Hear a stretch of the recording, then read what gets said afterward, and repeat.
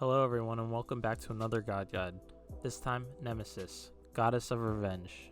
Nemesis is a melee assassin with an emphasis on basic attacks as her primary form of damage. You should try out Nemesis or even main her if you like boxing in 1v1 situations against almost any character, great mobility for escaping, chase downs and rotations, a shield for survivability, a late game hyper carry. You should also be aware of some of Nemesis's biggest weaknesses. She has a very poor early game. Her camp clear and wave clear is pretty awful throughout the entire game. She's countered heavily by winged blade and sprint. She lacks any real objective secure. Following the structure of the previous guide, this video will be broken down into 4 sections: abilities, items and builds, matchups and counters, and playstyle. Abilities for Nemesis. Nemesis's passive is Scales of Fate. Basic attacks reduce enemy power and increases hers, stacking up to 3 times for 5 seconds. Note that enemy power is reduced by 7% and Nemesis's power is increased by 7% per stack. Nemesis's first ability is Swift Vengeance. Nemesis dashes in a line dealing damage. She can dash again within 2 seconds, and in between dashes, she can also use other abilities and basic attacks. Nemesis's second ability is Slice and Dice. Nemesis deals damage in a wide cone. Enemies that are damaged in the smaller central cone take twice as much damage and are slowed for 2 seconds. Nemesis's third ability is Retribution. Nemesis activates a shield that lasts for 2.5 seconds or until a set amount of damage occurs. The shield will reflect 50% of the incoming damage back at the attacker, and additionally, Nemesis is healed for 100% of the damage taken. The most important thing to note though is that hard CC will remove Nemesis's shield. Nemesis's ultimate ability is Divine Judgment. Nemesis targets a single god and reduces a percentage of their health and movement speed for 5 seconds. Additionally, she steals 30% of the target's protections during this time. Note that with Nemesis's abilities, you can basic attack cancel to get extra damage out there. For example, you can basic attack, activate Retribution, and then quickly basic attack again. This technique works with Slice and Dice and Swift Vengeance as well. Basic attack canceling is very useful in some situations, particularly in the early game when you're trying to get off a little bit of extra damage. Basic attack canceling isn't necessary, but it's definitely something you should keep in mind if you decide to play Nemesis. Items and builds for Nemesis. My personal preference is to build Nemesis around her basic attacks, so the following items will reflect that. For your starter build, you will want to pick up an Eye of the Jungle, Tier 1 of the Katana, 3 health potions, and 2 mana potions. Eye of the Jungle places a ward each time you defeat a large jungle camp, so this is great for map coverage. Alternatively, you can substitute Eye of the Jungle for Boomba's Dagger if you're willing to sacrifice map coverage for more sustain while farming. Your relic choices are between Beads, Blink, and Sanctuary. If you want to be aggressive, you can elect to pick up Blink first since Nemesis does have a built-in shield if things get sticky. Personally, I always go into Beads and Sanctuary. Blink is a good relic, but not required on Nemesis, especially if you can effectively use basic attacks and abilities in between Swift Vengeance to secure kills and then safely get out. You have 2 choices for your first item. The first choice is Golden Blade, which provides power, attack speed, and movement speed. The passive will help you clear camps faster, which is much needed help for Nemesis's poor clear. Alternatively, you can get Stone Cutting Sword, which gives power and movement speed. Also, basic attacks decrease enemy protections and increase yours, which complements Nemesis's overall kit very well. You can get Stone Cutting Sword instead of Golden Blade if you want to prioritize 1v1 boxing over wave clear.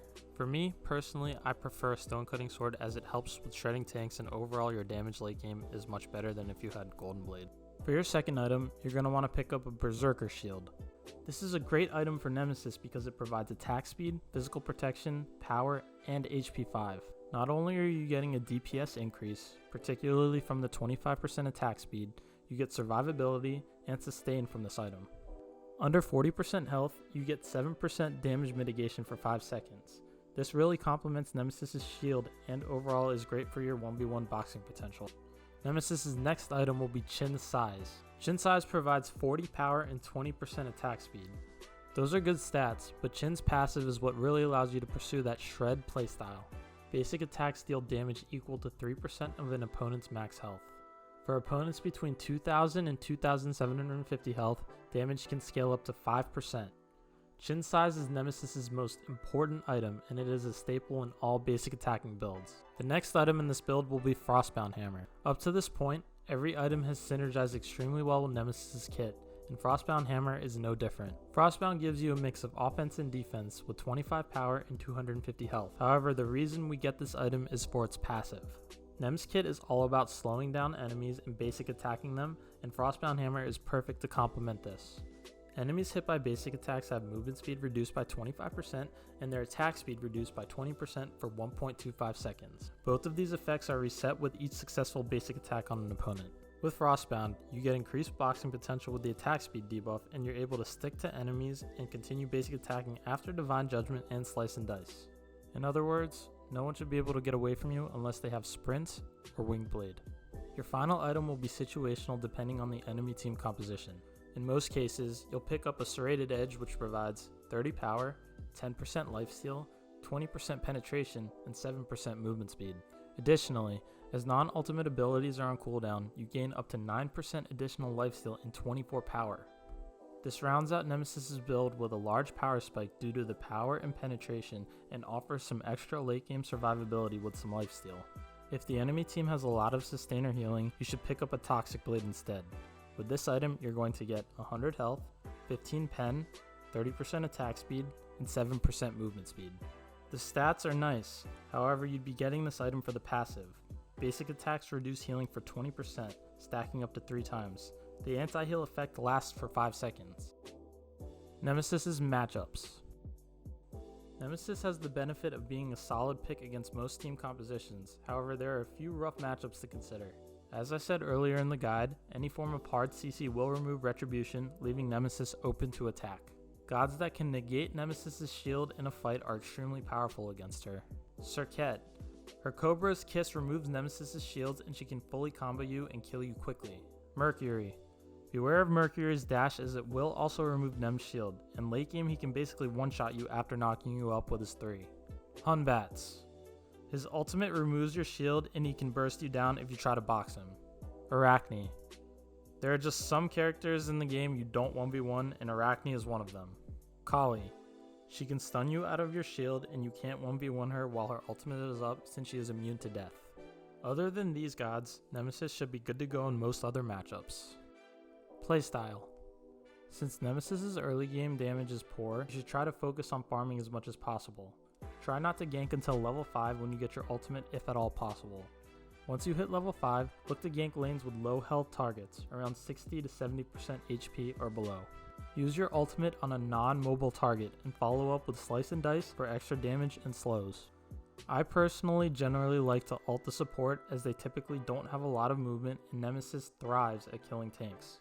In the mid game, when fighting over objectives like Gold Fury or Pyromancer, try to zone enemies out while the other damage dealers secure the objective. The reason for this is due to Nemesis' poor objective secure. You're better off ulting and attacking an enemy trying to steal the objective, at least until you've upgraded the starter item. Keep in mind that while assassins should always focus the squishy targets, Nemesis is an exception to this and can ult and focus down a tank during a team fight. With that being said, you should still prioritize blowing up the backline first. If you're really struggling to get to the backline, then ult and try and blow up a tank. For late game teamfights, just one pick on an enemy can be the difference between winning and losing. There are 2 ways you can play Nemesis effectively in the late game. First is your standard assassin playstyle. Allow for teamfights to start and engage in the middle of all the chaos. Use your ultimate on an enemy mid laner or ADC and hopefully kill them. Alternatively, you can choose to peel for your mid laner or ADC. When the enemy support, jungler, or solo laner tries to backline your team, you can ult them and you and your damage dealers can easily blow them up. And remember, always try to ult an immobile target, always, as they are the easiest to kill and blow up.